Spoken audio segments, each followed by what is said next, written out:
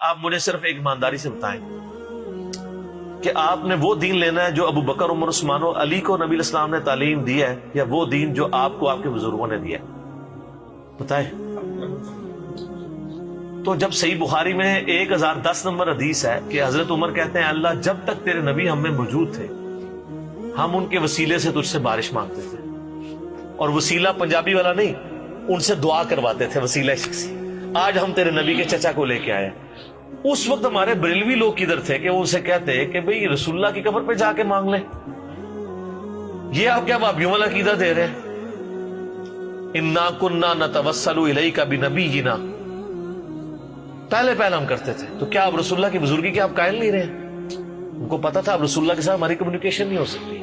اور مسلم شریف میں تو حدیث ہے ایک سفر میں جب پانی کم پڑ گیا تو حضرت عمر نے کہا یا رسول اللہ آپ پانی کا یہ پیالہ اس میں انگلیاں ڈالیں اور برکت جاری فرمائیں، تو انہوں نے نہیں کہا یا رسول اللہ قبر رسول پہ میں حاضر ہوں، جس نے وہ شیخ احمد رفاعی کا واقعہ لکھا ہے فضائل درود میں، شیخ زکریا کاندلوی نے اور فضائل سنن میں، کہ وہ 555 ہجری میں کہتے ہیں یا رسول اللہ قبر مارے سے ہاتھ باہر نکالنے میں نے بوسہ دینا ہے، تو کہتے ہیں 90,000 کی موجودگی میں ہاتھ باہر نکل آیا۔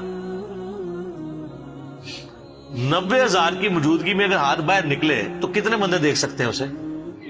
150-200 سے زیادہ بندہ نہیں دیکھ سکتا، یا تو ہے وہاں کیمرہ فٹ ہو اور باہر کوئی LCD بڑی بڑی سکرینیں ہوں سب۔ اور مسجد نبی میں تو 90,000 کا مجمع آج سے 100 سال پہلے بھی نہیں آتا تھا، یہ تو توسیع اب ہوئی ہے 80s کے اندر، سب کہانیاں۔ اور پھر سال لکھا ہے کہ وہ ان مجمع میں جو ہے نا وہ شیخ عبدالقادر جیلانی کا بھی نام ذکر کیا جاتا ہے، کول ہی ذکر کیتا جاتا ہے۔ یار میرا ایک معصومانہ سوال ہے، سیدہ فاطمہ تو حضور کی وفات کے بعد اس غم میں مر گئی کہ میں اپنے باپ کو نہیں دیکھ پاؤں گی، ان کے دماغ میں یہ نہیں تھا؟ حضرت عائشہ سے کچھ ضعیف حدیث ثابت کریں جو اس قبر کے 7 اجرے میں رہی ہیں 47 سال تک وفات کے بعد، 58 ہجری تک، کہ کبھی انہوں نے نبی اسلام کو قبر پہ ملاقات کی ہو۔ یار ملاقات ہوئی ہوتی تو یقیناً وہ ذکر کرتی۔ اچھا حضرت عائشہ کو خواب میں دیدار مصطفیٰ کیوں نہیں ہوتا تھا؟ اور آپ سمجھ سکتے ہیں کہ کسی کو اور وہ چھپا جائے؟ صحابہ کرام تو ہر بات ظاہر کرتے تھے، جن کو زیارتیں ہوئی ہیں انہوں نے بتایا کہ ہمیں زیارت ہوئی ہے۔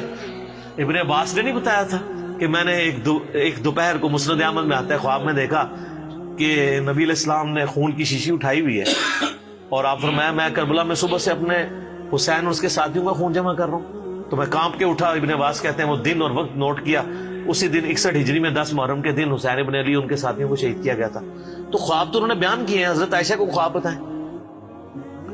ہم نے ایک دفعہ ایک نا سوشل ایکسپیریمنٹ پرفارم کیا، یہ سوشل ایکسپیریمنٹ بھی ہوتے ہیں نا، آپ کو پتا ہے یوٹیوب پہ کافی ویڈیوز رکھی ہوئی ہیں، وہ پیسے چھوڑ دیتے ہیں دور کیمرہ لائک لوندے نے، اور جسے ہی چکتا ہے نا پھر وہ بندہ میرے پہ بٹوا گرا تھا، تو تھوڑے مسلمان جتنے نے زیادہ تر وہ کہتے ہیں کوئی نہیں سامتا، پتہ ہی نہیں، بہت کم ہے جو۔ ہم نے بھی ایک سوشل ایکسپیریمنٹ کیا ایک بریلوی بھائی کے ساتھ، ہم نے اسے بتایا کہ یار ایک بندہ ہے وہ یہ کہتا ہے کہ نبی علیہ السلام جب فوت ہوئے تو آپ کی مبارک زبان اور ہونٹ ہل رہے تھے اور آپ کہہ رہے تھے امتی امتی، دفنانے سے تھوڑی دیر پہلے۔ اس بندے کے بارے میں آپ کیا رائے ہے؟ اس نے جو بات کی ٹھیک ہے؟ وہ کہتے ہیں نہیں واقعی یہ بات صحیح ہے، عشق دی گل ہے، انجوائے گا، حضور تے امتی امتی کرتے سن۔ ان کا ایک اور مولوی ہے، اس نے تقریر میں کہا بھی جو بھی محمد کی عبادت کرتا تھا جان لو محمد مر چکے ہیں، اور جو اللہ کی عبادت کرتا ہے وہ جان لے کہ اللہ کو بھی موت نہیں آئی۔ وہ کہتا ہے کیڑا فلانا ٹینگا گستاخ رسول ہے، انہوں نے کہا ایڑا فلانا ٹینگا جنہوں تو پہ کہنا نہیں ابو بکر صدیق دا خطبہ ہی بخاری وچ، اور جڑا دوسرا فلانا ٹینگا ہے نا جڑا جنہوں تو رحمت اللہ علیہ کہہ رہے ہو قاسم نوتوی یا بے یادی لکھ دئی کہ حضور کی روح نکلی نہیں گلے میں اٹکی تھی۔ اب یہ عشق والی بات ہے۔ اور یار جن صحابہ نے حضور کی جان بچانے کے لیے بخاری مسلم میں آتے ہیں غزوہ احد و بدر میں جانے دی ہیں، انہوں نے حضور کے ہونٹ ہلتے ہوئے اس حالت میں دفنا دینا تھا آپ کو؟ انہوں نے دھوکے میں نہیں پڑ جانا تھا کہ نبی اسلام فوت ہوئے یا زندہ ہیں؟ کچھ چیک ہے اس وقت کوئی اس طرح کی چیزیں تھی؟ سب کہانی ہے۔ اور حضرت ابو بکر کو بھی دیکھیں کیا تربیت ہے۔ مجھے بتائیں کسی شخص کی میت پہ اس کی لیے تعریفی کلمات کیے جاتے ہیں یا ایسے کلمات جس سے وہ کنڈیم ہو رہا ہو؟ تعریفی۔ تو وہاں تو سیدنا ابو بکر کو چاہیے تھا نبی علیہ السلام کی شانیں بیان کرتے کہ آپ کو اللہ نے شب معراج میں آسمانوں کی سیر کروائی، آپ کو اللہ تعالیٰ نے اپنا محبوب بنایا، انبیاء کی امامت کروائی۔ خطبہ کیا ہو رہا ہے؟ اتنا سخت ہے قرآن و حدیث کے مطابق. من کانا یعبد محمدا فإن محمد قد مات. اور آپ دیکھیں بغیر پروٹوکول کے رسول اللہ کا نام لیا جا رہا ہے. سیدھا سیدھا جو محمد کی عبادت کرتا تھا محمد رسول اللہ بھی نہیں کہا, سیدنا و مولانا بھی نہیں لگایا, کیونکہ اس زمانے میں یہ اس طرح پروٹوکول کے بغیر بات کرنا گستاخی شمار نہیں ہوتا تھا.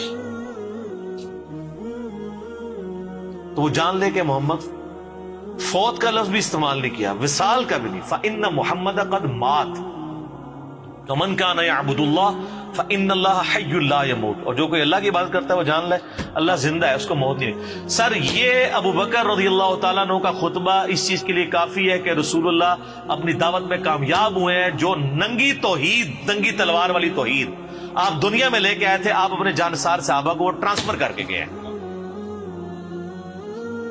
یہ رسول اللہ کی کامیابی ہے. کوئی درخت اپنے پھل سے پہچانا جاتا ہے. حضرت ابوبکر وہ پھل ہیں جو درخت نبی علیہ السلام نے کی شکل میں لگا, اور قرآن میں اللہ نے اس کو ذکر کیا ہے, محمد رسول اللہ والذین معہ. اس میں ذکر ہے کہ اس کی مثال اس طرح کہ ایک کومپل نکلی اور پھر وہ پوری فصل تیار ہوگی اور کسان خوش ہوتا ہے, اور کسان کو نبی علیہ السلام کی مثال دی گئی اور یہ ساری فصل صحابہ کرام کی ہے. اچھا, پھر حضرت ابوبکر وہاں پہ دوسری بات پھر اپنی دلیل میں کہہ رہے ہیں انک میت وانہم میتون. قرآن کی آیت پڑھتے ہیں, اے نبی تمہیں بھی مرنا ہے, ان کو بھی مرنا ہے. وما ارسلناک الا رحمۃ للعالمین نہیں پڑھی, پوائنٹ ٹو بی نوٹڈ. پھر اگلی آیت پڑھی وما محمد الا رسول قد خلت من قبلہ الرسل افإن مات او قتل. محمد تو ایک رسول ہی تھے, اگر یہ مر جائیں یا قتل ہو جائیں, اور پاکستان میں اگر یہ وصال فرما جائے یا شہید ہو جائیں, تو کیا تم دین سے الٹے قدم پھر جاؤ گے؟ تو اللہ کا کوئی نقصان نہیں کرو گے. جو ثابت قدم رہے گا اللہ ان کو جزا دے گا. نبی علیہ السلام نے جو تربیت دی تھی, اور میں اس میں ایک پوائنٹ آج آپ مجھ سے گولڈن کوڈ لے لیں. رسول اللہ کی زندگی میں صحابہ کرام جو رسول اللہ سے عقیدت رکھتے تھے, آج وہ عقیدت اگر آپ نے کسی میں دیکھنی ہے نا تو وہ بریلوی ہے. اور رسول اللہ کی وفات کے بعد صحابہ کرام جو رسول اللہ سے عقیدت رکھتے تھے, وہ عقیدت اگر آپ نے دیکھنی ہے تو وہ اہل حدیث ہے. سبحان.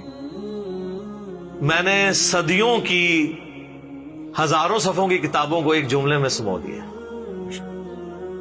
یہ جتنی عقیدت تھی آپ کی زندگی میں, آپ کے ساتھ ہمارا انٹریکشن تھا کہ وضو کا پانی نہیں گرنے دے رہے, ٹھیک ہے جی, بال مبارک. لیکن جیسے ہی رسول اللہ قبر میں گئے ہیں, صحابہ کرام کو پتہ چل گیا کہ اب ہم نے قبر سے نہیں مانگنا, قبر کی مٹی نہیں چاٹنی, آپ کی قبر پہ سجدہ نہیں کرنا, اور اسٹرکٹلی توحید کو فالو کرنا ہے. جو آج اہل حدیث رونا روتے ہیں, جس کی وجہ سے اہل حدیث کو وہ کہتے ہیں گستاخ رسول ہے. تو جو عقیدت رسول اللہ کی زندگی میں صحابہ کرام کی رسول اللہ کے ساتھ تھی, وہ بریلویوں میں. ہم اس عقیدت کو غلط نہیں سمجھتے, ہم اس عقیدت کو عین ایمان سمجھتے ہیں, لیکن اس کو اس غلوف کے درجے پہ نہ لے جائیں, اس کو اسی پروٹوکول کے ساتھ رکھیں. آج رسول اللہ زندہ ہوں تو واللہ میں آپ سے کبھی نہیں کہوں گا کہ آپ جا کے صلاۃ الحاجات پڑھیں. میں آپ کو شارٹ کٹ بتاؤں گا کہ بھی صحابہ کا مسئلہ ہوتا سیدھا, یا رسول اللہ بارش نہیں ہو رہی, آپ نے تو کبھی نہیں کہا یار کعبے جا کے 2 نفل پڑھ اللہ کو مانگ, آگ نیچے نہیں ہے بارش شروع. صحیح بخاری, ایک صحابی کی ڈیوٹی لگائی, کام کر کے وہ قلعے سے چھلانگ لگائی, پنڈلی کی ہڈی ٹوٹ گئی. آپ کے پاس آئے عبداللہ ابن عتیق, اور اپنی پگڑی اتار کے انہوں نے اپنی پنڈلی باندھی ہوئی تھی. اسی ہونے تھے پہلے کہتے یا رسول اللہ لات پنوا لی تھوڑے پیچھے دیکھ لو, آ کے پوری رپورٹنگ کی, یا رسول اللہ آپ نے جو کام کہا تھا بتایا تک نہیں کہ میری پنڈلی کی ہڈی ٹوٹ گئی ہے. وہ تو حضور نے لنگڑاتے ہوئے دیکھا تھا, پر میں یہ کیا ہوا, کہ یا رسول اللہ چھلانگ ماری تھی تو میں اللہ کہتے ہیں دوبارہ کبھی درد نہیں ہوئی. مولا علی کے بارے میں بخاری مسلم میں غزوہ خیبر پہ شعب چشم میں آنکھیں ہی نہیں کھل رہی ہیں. تو رسول اللہ صلی اللہ علیہ وسلم جب تک زندہ تھے نا, آج بھی زندہ ہے اپنی قبروں میں آخرت کی زندگی کے ساتھ. اس دنیاوی زندگی میں تو اس کا پروٹوکول دنیاوی زندگی والا تھا, جیسے ہی قبر میں گئے تو آخرت کا پروٹوکول شروع ہو گیا. پھر صحابہ کرام نے وہ عقیدت رکھی ہے جو آپ علیہ السلام کی ڈیمانڈ تھی. سر یہ فرق ہے, یہ چیز نبی علیہ السلام کو دنیاوی بادشاہوں سے, دنیاوی لیڈر سے ممتاز کرتی ہے کہ دنیا میں اتنا کامیاب لیڈر کوئی نہیں آیا کہ جس نے ود ان 17 ایئرز جس کے فالوورز نے پوری دنیا کو تلپٹ کر دیا. ہزاروں سال کی سلطنت روما اور پرشین امپائر, رومن امپائر الٹ کے رکھ دیا, اور ایک سٹیچو بھی نہیں اپنے پیغمبر کا بنایا.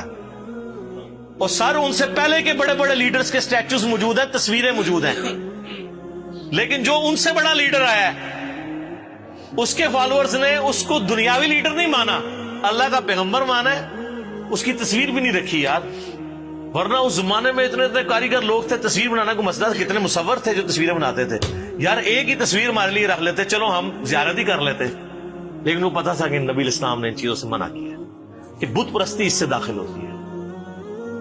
کوئی اسٹیچو نہیں بنوایا. تو یہ میرا جملہ یاد رکھیے گا, جو آج اہل حدیث جس عقیدت کا اظہار رسول اللہ سے کر رہے ہیں نا, یہی وہ عقیدت تھی جو صحابہ کرام کی وفات کے بعد ہو گئی تھی.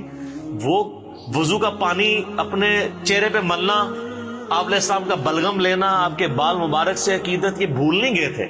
لیکن ان کو پتا تھا اب ہمارا کمیونیکیشن گیپ ہے, قیامت والے دن ملیں گے انشاءاللہ تعالی, پھر وہی کچھ کریں گے جناب کہ جو اس دنیا میں صحابہ کرام کرتے رہے. لیکن یہ ان لوگوں نے جس طریقے سے اس کو مس ہینڈل کیا ہے اور ان عقیدت کے واقعات کو سنا سنا کے اپنی چیزیں ثابت کرنے کی کوشش کی ہے, اور یہ ایک امیج دیا ہے کہ شاید ان باتوں کو وہ لوگ نہیں مانتے. سر وہ باتیں اس وقت کے لیے تھیں جو وقت تھا. آج آپ اس کو واقعے کے طور پہ صحابہ کی ایک عقیدت کے طور پہ ضرور بیان کریں گے, لیکن آپ اب کچھ نہیں کر سکتے. نہ تو ہم قبر سے جا کے اب مٹی لے سکتے ہیں, نہ رسول اللہ سے کہہ سکتے ہیں اپنا ہاتھ باہر نکالیں. کیا کریں؟ شریعت کی پابندی ہے. ابو داؤد میں حدیث نہیں, ایک صحابی نے حضور کو سجدہ کیا, فرمایا جب میں فوت ہو جاؤں گا تم میری قبر سے گزرو گے, کیا میری قبر پہ بھی سجدہ کرو گے؟ کہا نہیں. اس صحابی جو حضور کو ڈائریکٹ سجدہ کر رہا ہے اس کو بھی یہ پتا ہے کہ قبر پہ نہیں کرنا, تو آپ فرمایا مجھے پھر کیوں کرتے ہو؟ اگر میں سجدہ جائز سمجھتا تو بیویوں سے کہتا اپنے خامدوں کو سجدہ کریں اس حق کے سبب جو اللہ نے دیا. اس پہ تو ہم کتنا رونا روئیں, لیکن اللہ کا شکر ہے میں بڑا پر امید ہوں اللہ کے فضل سے. میں نے 2012 میں ایک بات کی تھی گستاخانہ عبارات والے لیکچر میں 71B میں, جو اس وقت بہت لوگوں کو بری لگی تھی. میں نے کہا تھا کہ جب تک بریلوی حق نہیں قبول کریں گے تبدیلی نہیں آئے گی. جس طرح کے قریش مکہ نے جب تک رسول اللہ کی بات نہیں سمجھی تبدیلی نہیں آئی ہے. بڑے لیول پہ تو تبدیلی اس کی وجہ سے. اور میں نے کہا تھا کہ انشاءاللہ یہ لیکچر ڈیسائسو ہوگا. میں نے ان کا ایشو آئیڈینٹیفائی کر لیا. تو سر دیکھ لیں, اس وقت ہماری دعوت اٹھائی بریلویوں نے. میرے جتنے اس وقت چینلز چل رہے ہیں نا, مسلم اونلی, ٹرو مسلم, انڈرسٹینڈ اسلام, یہ سب لوگ بریلوی تھے. اہل حدیث خام میرے پہ غصہ کھا رہے ہیں, آپ سے ہم نے کوئی بندہ نہیں لیا. اور جو آپ سے اگر ادھر آئے بھی ہیں وہ آپ کے ویسے بھی نہیں تھے, وہ پہلے بھی ادھر سے آئے ہوئے تھے. ان کو جب پتا چلا ہم آدھی منزل پہ پہنچے ہوئے ہیں, اب آگے بھی جانا ہے, تو وہ آگے. وہ کل ہمارا وہ زرد پگڑی والا لیکچر اپلوڈ ہوا ہے, آپ نے دیکھا ہے؟ تو میں اپنے بھائیوں کو سامنے دکھا رہا تھا, میں نے دیکھو یہ امام کعبہ, میں نے انگلی رکھی, میں نے کہا یہ دیکھو اہل حدیث. پھر نیچے جواد نقوی صاحب, میں نے کہا یہ شیعہ. اس کے ساتھ فضل الرحمان صاحب, میں نے کہا یہ دیوبندی. اس الیاس قادری صاحب, میں نے کہا یہ دیکھو بریلوی. چاروں ہو گئے, اور میں نے کہا یہ مسلم, جو میری تصویر لگے گی. اس کا یہ مطلب نہیں وہ مسلم نہیں ہے. مراد یہ ہے کہ ہم اس پلیٹ فارم سے بات کر رہے ہیں کہ ہم ان ساروں کو مسلمان سمجھتے ہیں, ان کے پیچھے نمازیں پڑھتے ہیں, ان کو چندہ دیتے ہیں, اور ان کی کمزوری کے لیے کافی ہے کہ یہ مسلم بات کرنے والے کو اپنا دشمن سمجھتے ہیں. تو سر کوئی نہیں, ہم نے کوئی مایوسی نہیں ہے, پبلک پہ محنت کریں, انشاءاللہ وہ قبول کریں.